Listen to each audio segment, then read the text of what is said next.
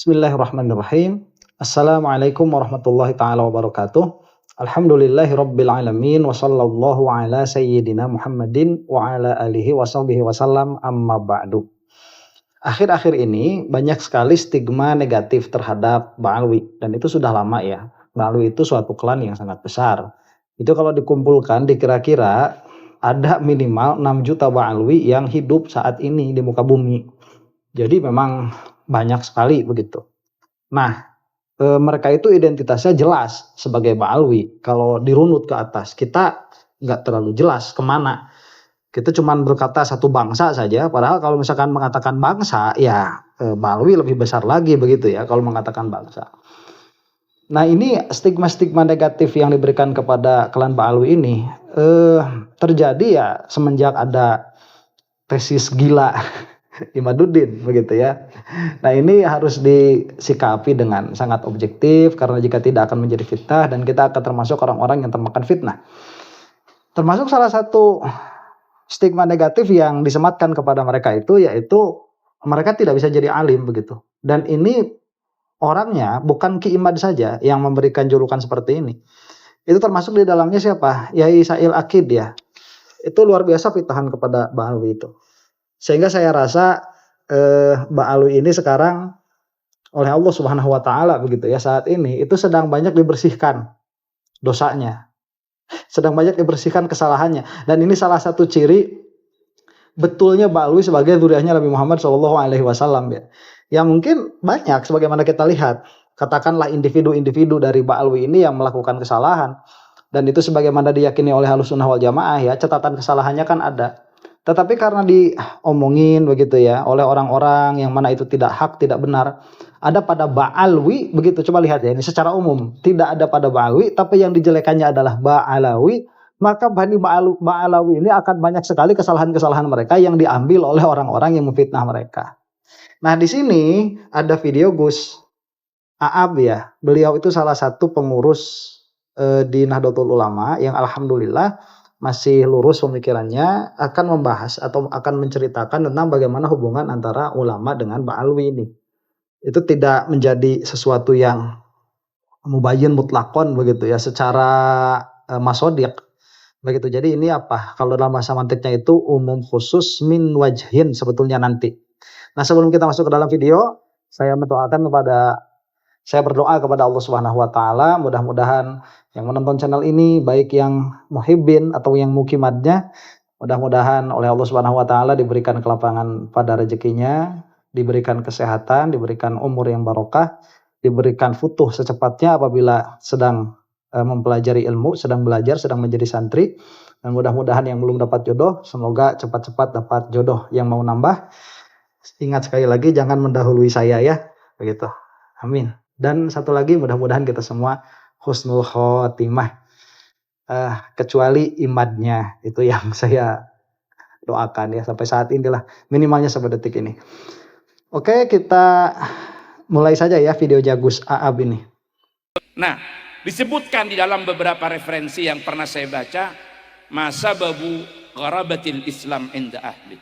Apa yang menyebabkan Islam ini menjadi agama yang asing bagi pemeluknya? Ternyata penyebabnya ada dua. Yang nomor satu adalah qillatul ulama. Yang nomor dua du'fu himmatil muslimin littafaqquhi fid din wa tafaqquhu fi ghairi dinillah. Nah, itu jadi yang menyebabkan sebentar ini bagus sekali ya.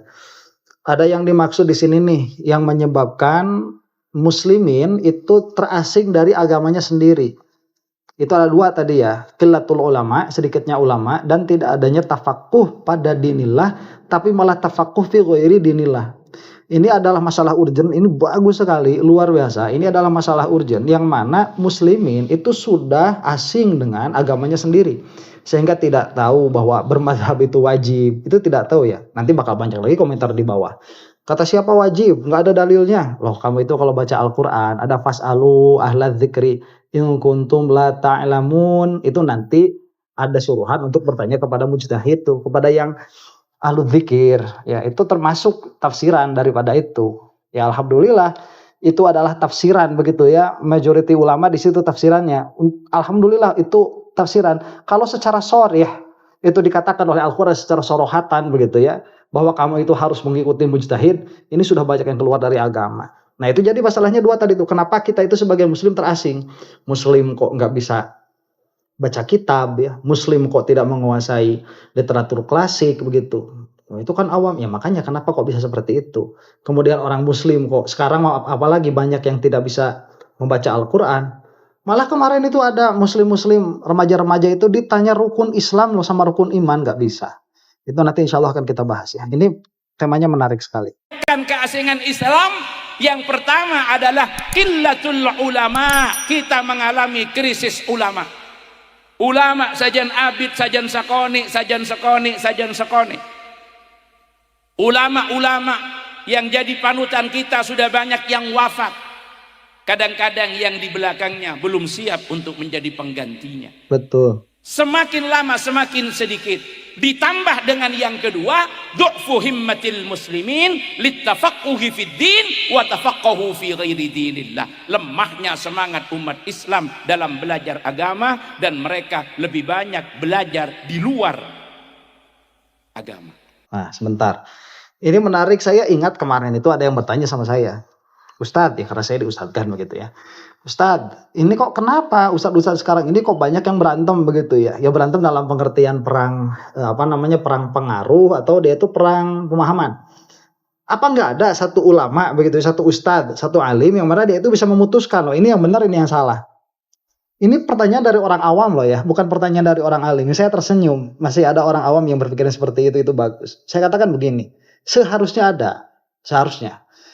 Yaitu apa? Ada orang yang sampai derajat qadi ya. Malah ada kan nanti qadi qudot begitu ya. Qadinya para qadi itu.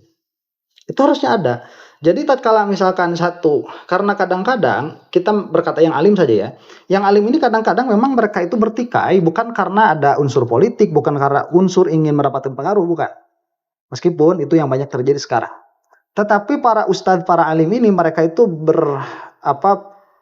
bercanggah dalam satu permasalahan karena memang ideologi mereka berbeda sedari awal, atau mailul qalbi mereka kepada salah satu corak berdakwah atau salah satu corak ideologi itu berbeda. Ya akhirnya akan terjadi persilangan pendapat begitu. Yang murni ini memang persilangan pendapat. Nah harusnya itu ada qadi, yang mana qadi ini lebih mengetahui keadaan sosial masyarakat, yang dia bisa memutuskan udah saat ini dalam keadaan ini yang benar adalah A begitu ya. Tatkala ada pertikaian antara A dan B seharusnya ada, dan itu tidak terjadi, tidak ada di kita itu. Nah cuman secara keilmuan orang alim yang seperti ini insya Allah masih ada, meskipun tidak memiliki kekuatan memaksa untuk menjadikan orang terdiam dari pembicaraannya begitu, nggak ada. Nah ini menarik perkataannya tadi beliau ya, Gus Saab itu ulamanya sudah wafat, jadi ulama yang bagus-bagus yaitu sudah pada wafat, yang seterusnya belum mampu untuk meneruskan. Nah nanti keburu masyhur duluan, akhirnya ilmu yang tersebarnya ilmu-ilmuwan begitu, karena ustadz yang menyebarkan agamanya pun ustadz-ustadan. Nah itu kemudian yang kedua tadi orang yang cerdas-cerdasnya ini malah belajar di luar agama.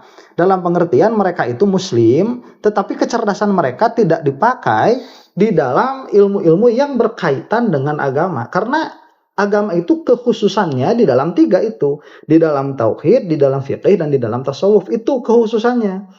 Nah yang lain-lain dari ini itu sebetulnya kan bisa juga cabang dari mantik sebetulnya, karena tauhid dalam pengertian kalam, dalam pengertian teologi sebagai sains, itu di belakangnya ada tata cara berpikir yang logis, dan ini bisa masuk ke semua ilmu. Nah permasalahannya sekarang banyak orang muslim itu mereka lebih suka untuk belajar ilmu-ilmu yang bersifat pengetahuan-pengetahuan yang bersifat tidak dibawa ke akhirat, dalam pengertian bukan pengetahuan tentang agama.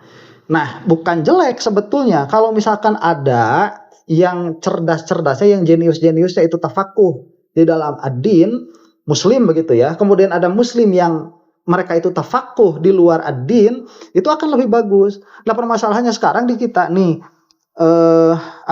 banyak orang-orang yang cerdas itu tidak diakomodir oleh lembaga-lembaga pendidikan agama. Misalkan orang yang alim, bukan orang yang alim ya, orang yang cerdas, orang yang jenius itu lebih memilih untuk menjadi dokter, untuk menjadi mendalami apa natural science begitu daripada sains agama. Nah, itu yang apa yang disesalkan. Sehingga orang-orang yang terjun di dalam bidang agama itu pada akhirnya hanyalah orang-orang yang terbuang begitu. Mau masuk ke matematika nggak bisa, mau masuk ke fisika nggak bisa, mau kedokteran nggak punya duit.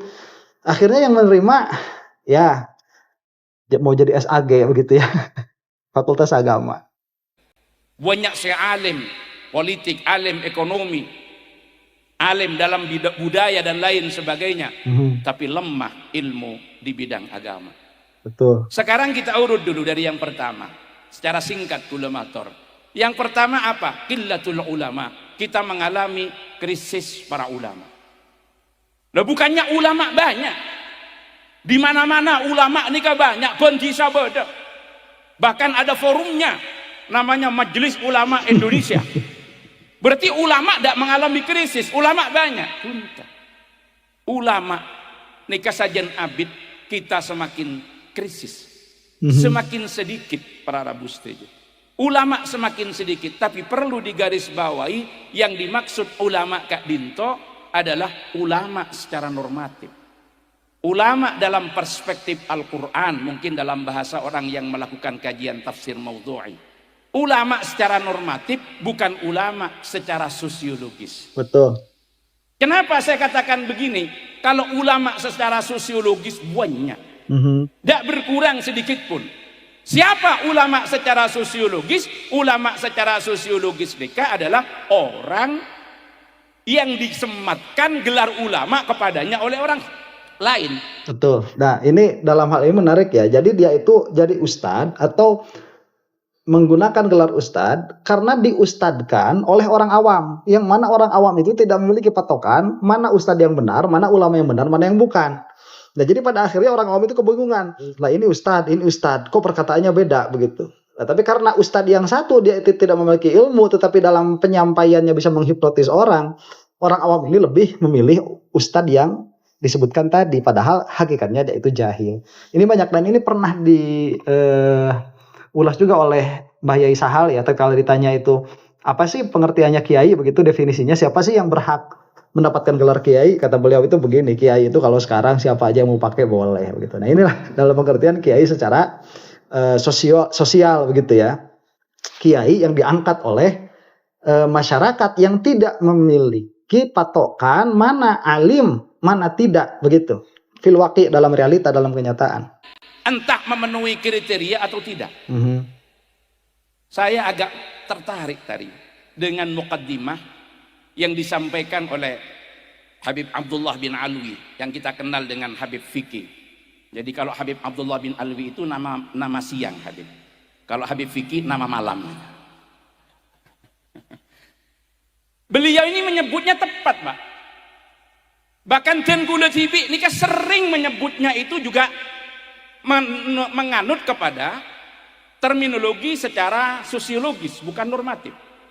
Beliau menyebut yang saya muliakan para sadah alawiyin dan para kiai. Akhirnya saya ikuti beliau itu dalam muqaddimah saya. Karena kulit juga terbiasa menyebutkan, walaupun yang saya maksudkan itu ulama sosiologis. Di majelis-majelis NU, saya selalu mengatakan, di mata NU beda dua. Habaib ben ulama, ulama ben habaib. Tapi maaf, ini adalah sebutan ulama sosiologis. Benih ulama normatif. Nah, udah ya itu ya di situ ya. Itu apa intinya? Salah satu ini yang dikatakan beliau. Saya ini sering mengkritik NU karena di NU itu banyak ustadz palsu, banyak kiai palsu. Kiai palsu itu dalam pengertian bahwa mereka itu tidak pantas untuk mendapatkan, untuk disematkan kepadanya gelar-gelar itu. Nggak pantas sebetulnya karena memang tidak ada memiliki ilmunya begitu. Saya katakan banyak ini ya. Saya katakan bukan 1-2 oknum, bukan banyak. Ya, dan kalau mau ya di desa saya ini banyak sekali. Saya katakanlah sekalian kecamatan saya juga banyak, kabupaten saya juga banyak. Udah saya ngomongin kabupaten lah sekarang ya. Yang keterima silahkan mengajukan diri begitu. Ini banyak sekali nggak memiliki ilmu sama sekali, nggak layak, jangankan untuk disebut gelar kiai ya. Untuk ustadz kampung saja nggak cocok apa entah sebetulnya. Nah, ini pernah juga ada yang menanyakan kepada saya, ini seorang mu'alaf begitu, karena Beliau itu kan melihat tadinya kan di Kristen itu dia dari mulai pendeta yang ada di tingkat kabupaten begitu ya, apalagi di Katolik dan nanti sampai yang di Vatikan itu kan jelas tuh ada kardinal, kemudian ada pope ya, kemudian ada apa lagi itu, ada ya pastor itu ya sudah jelas begitu. Nah ini kan rapi jenjangnya itu. Nah tatkala masuk Islam dia tuh bingung ya, bertanya seperti ini, Ustadz, apa sih bedanya antara Ustadz, Kiai begitu, kemudian Buya, kemudian apalagi tuh kalau di kita itu bahasanya banyak kan ya. Itu gimana sih sekolahnya gimana begitu? Bisa sampai dapat gelar Buya. Saya ini ketawa. Karena ada yang terkenal itu kan Buya Ar-Razi Hasyim yang nggak layak sama sekali tuh dapat gelar itu. Waduh saya bingung ngejelasinnya itu. Itu jadi ya memang ini bahasanya ulama sosial dalam pengertian bukan normatif begitu. Bukan normatif itu dalam pengertian bukan sebagaimana seharusnya. Kalau kata dalam bahasa Arab itu wadul awal. Sebetulnya yang sah disebut alim, yang apabila kumpul menjadi ulama itu apa begitu. Karena mungkin kata ulama ini telah mengalami perluasan dan penyempitan makna. Ada tawassu, ada tasghir. Ada perluasan, ada ekspansi makna, tapi juga ada penyempitan makna. Ada maksudnya degradasi apa gitu perluasan ya. makna yang sejatinya bukan ulama kepada mereka disematkan ulama yang seharusnya masih masuk kategori ulama tidak disebutkan kepadanya ulama. Secara sosial betul. Yang paling berbahaya ketika teks keagamaan terkait dengan ulama kemudian disebutkan secara tidak tepat, malah kadang-kadang digunakan menafikan yang lain. Ini harus menjadi kesadaran kolektif. Kenapa demikian? Ulama renung, ini kesalahan sosiologis dari Cao-Caan. Mohon maaf, akhir-akhir ini kan banyak yang memperdebatkan. Kemudian menyampaikan sebuah hadis, misalkan al-ulama warasatul anbiya akrim bihim warisan aw mawrusan wa innal anbiya alam yuwarrithu dinaran wala dirhaman walakin warrathu ilman faman akhadahu faqad akhadha bihadzin wafirin. Akhirnya ada yang dengan PD menyampaikan, afwan ya para habaib. Ternyata teksnya di sini yang dapat privilege, yang dapat keunggulan yang disebut waris Nabi itu ulama. Bukan habaib. Akhirnya mereka mengatakan begitu. Intinya apa? Terjadi diametral. Seakan-akan nomenklatur ulama tidak bisa dimasuki habaib. Betul. Sehingga nomenklatur ulama yang ada di dalam an-nusus asy-syar'iyyah, baik di dalam Al-Quran ataupun dalam sunnah, itu disematkan kepada ulama yang habaib tidak boleh masuk ke situ. Tuh. Ya karena memang secara sosiologis kita sering menyebutkan yang mulia para ulama dan para habaib, seakan-akan di habaib tidak ada ulama. Ini adalah kesalahan fatal walaupun berangkat daripada kesalahan secara sosiologis. Nah ini secara mantik itu disebutnya apa ya? Tabayun, mutlakon begitu. Itu berbeda sama sekali. Seperti sapi dan ayam lah begitu. Sapi ya sapi, ayam ya ayam. Nggak bakalan ada sapi yang ayam yang sapi, nggak bakalan ada. Itu nggak ada hubungannya. Paling nanti ini karena kosim, ini nanti di atas ketemunya nih di hewan. Jadi ya ayam ya hewan, sapi ya hewan. Tapi kalau kita melihat kepada sapi dan ayam ini tidak ada hubungannya. Nah seolah-olah ulama itu dengan alim tadi ya bahasanya, kalau kita pakai mufrad nih, alim dengan habib itu sepertinya adalah sesuatu yang berbeda. Jadi kalau habib gak bakal jadi alim, kalau alim bukan habib begitu. Itu salah kategorisasi. Jadi kategorisasi alim sama habib itu kategorisasinya apa? Umum khusus min wajhin. Jadi umum khusus min wajhin itu ada yang alim ya dalam pengertian jamaknya lah ulama begitu, ada yang ulama yang mana dia itu bukan habaib, ada yang habaib yang mana mereka itu bukan ulama. Ada yang kumpul dua-duanya, habaib ya iya, ulama ya iya. Begitu. Itu umum khusus min wajhin, bukan umum khusus mutlak juga enggak. Setiap ulama itu pasti habib, enggak juga. Atau sebaliknya, setiap habib itu pasti ulama, enggak juga. Ya, jadi kalau misalkan kita lihat nih, habib saja yang enggak alim. Siapa ya? Yang kemarin lah begitu ya. Kalau kita musalamah tuh yang banyak kasus-kasus tuh, itu habib yang enggak alim. Kemudian ada yang alim bukan habib. Siapa ya? Di antaranya misalkan kalau Ustaz ini bukan habib begitu ya. Kalau habib dalam pengertian dzurriyyah Nabi Muhammad SAW misalkan seperti Ustadz Abdul Somad tuh ya, seperti UAS tuh. Itu bukan habib tapi beliau itu alim. Kalau ya habib ya alim, ya itu seperti guru saya, seperti Habib Ali ya. Habib Ali As-Sakaf itu, As-Sagaf. Habib Ali Bakir, silahkan dilihat. Itu keilmuannya, alimnya luar biasa. Anda itu kalau sudah ketemu sama beliau, sudah bisa mengambil ilmu dari beliau, ngapain ngambil ilmu dari saya itu? Nggak usah. Ya itu jadi umum khusus bin wajhin, bukan umum khusus mutlak, bukan tabayun sama sekali begitu ya. Tabayun mutlakon. Enggak, ini enggak seperti itu.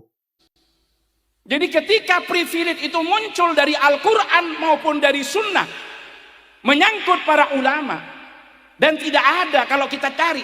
Kadang-kadang kan orang mengatakan begini, coba cari teksnya, di mana yang mengatakan Al-Habaib warasatul Anbiya. Yang enggak ada, memang enggak ada.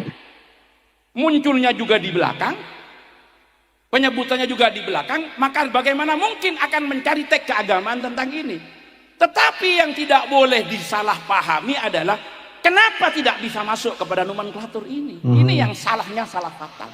Nah iya betul. Jadi sekali lagi biar paham itu ya. Karena ini termasuk salah satu pembahasan di dalam mantik yang urgent. Jadi semua makna itu bisa dihubungkan dengan makna yang lain dan nanti akan keluar hubungannya. Ya, akan keluar nisbahnya.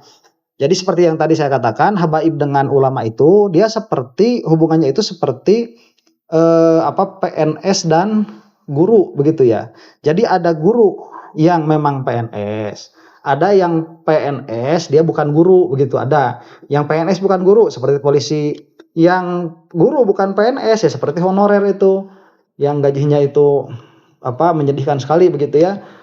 Ada yang ya guru ya PNS, yaitu yang guru yang diangkat menjadi PNS. Di situ kumpul pada satu orang begitu, pada satu afrod, pada satu syakhsun. Jadi sekarang itu orang memang pola berpikirnya sudah salah, tidak memiliki pola pikir mantiki yang benar, sehingga menjadi dikotomi yang salah seperti ini. Padahal kenyataannya tidak demikian. Lah sekarang siapa ulama sebetulnya? Secara singkat saya matur ini, tidak tahu singkatnya sampai gimana nih saya singkatnya. Karena saya mau ngaji ke gunungan, beta kok kening tola, mentek yang tadi ke gunungan tuh kan Ibu Habib Abdul Qadir itu. Saya mau naik gunung ke atas Sumber Baru terus naik ke atas Kadung Janjian. Jadi siapa yang disebut ulama di dalam Al-Quran itu? Para kiai semuanya, ini banyak para ahlul ilmi yang dari mereka kami masih berharap besar akan terus lahir generasi-generasi para ulama. Allahumma amin. Utamanya dari Al-Wafa bi Ahdillah. Amin. Di sini disebutkan di dalam Al-Quran itu kata ulama hanya disebutkan 2 kali. Kalau yang berakar dengan kata ilmun, alim itu banyak. Nah sebentar ini saya sudahi di sini ya. Bagi yang menginginkan untuk melihat secara lengkap, silahkan masuk ke websitenya ini, ke channelnya Waso Hikmah Channel. Itu channel-channel seperti ini harus kita dukung ya, harus kita lestarikan, harus kita dukung supaya membesar, karena memang kita tidak memiliki buzzer di belakangnya. Saya ini merasakan ya, saya tuh kalau sudah meneliti sesuatu itu suka agak komprehensif lah, dan saya itu melihat yang viral itu sebelum dia memang jadi viral secara organik, dia itu diviralkan dulu oleh buzzer begitu. Jadi pada beberapa menit pertama di dalam YouTube itu ya, pada beberapa menit pertama, pada beberapa jam pertama itu adalah waktu yang krusial untuk menaikkan ini secara viral. Nah, bagaimana supaya kita itu bisa memastikan bahwa video ini viral? Nah, itu harus ada buzzer-buzzernya dulu, dan buzzer-buzzer ini dananya besar sekali. Sehingga si buzzer-buzzer ini dia bisa bisa menggiring satu tema atau satu opini atau satu video untuk agar menjadi viral begitu. Ya pada akhirnya yang viral ya. Kalau sekarang kan kalau politik ya KDM, kemudian kalau bab agama ya isu nasab ya. Kemudian kalau di dalam hal yang memang katakanlah quote and quote ya berkaitan dengan ilmu itu nanti masuknya ke Wahabi itu. Ya seperti itu memang. Ya gimana lagi, kita nggak memiliki dana untuk itu begitu. Yang jadi masalahnya juga nanti si pemilik channelnya ini mereka pun tidak akan sadar bahwa sebetulnya mereka itu pertama kali jadi dibesarkan oleh buzzer, itu nggak bakalan sadar. Nah makanya kita nih yang organik itu bagaimana cara mendukung begitu ya channel-channel yang ada di YouTube yang terutama dari Ahlussunnah wal Jamaah, yaitu caranya dengan banyak menonton begitu ya. Ya jangan di skip ya, kalau iklannya nggak apa-apa di skip lah, terserah kalau itu mah ya, bukan masalah itunya. Tetapi supaya video ini naik begitu. Nah nanti kalau misalkan masuk nih ke channelnya Waso Hikmah, Masuk ke situ, tonton saja sampai full begitu, dicepetin nggak apa-apa, diputer sampai 2 kali begitu, sampai 2x begitu, biar cepet aja. Udah itu udah lewat. Insya Allah itu menjadi jariah bagi bagi kita begitu ya yang menonton, insya Allah. Kenapa demikian ya? Karena kita itu sedang dalam perang ide, dan perang ide ini bukan hanya di dalam masalah benar dan salah, tetapi kalau sekarang itu di dalam masalah banyak yang nonton atau tidak. Nah, tatkala ini banyak yang nonton dianggapnya benar, tatkala ini sedikit yang menonton dianggapnya salah begitu. Yaitu zaman sekarang. Nah, saya sudah melaksanakan tugas saya, mudah-mudahan yang menonton juga mau melaksanakan bagiannya, begitu ya, dari apa-apa yang sedang kita sama-sama usahakan ini.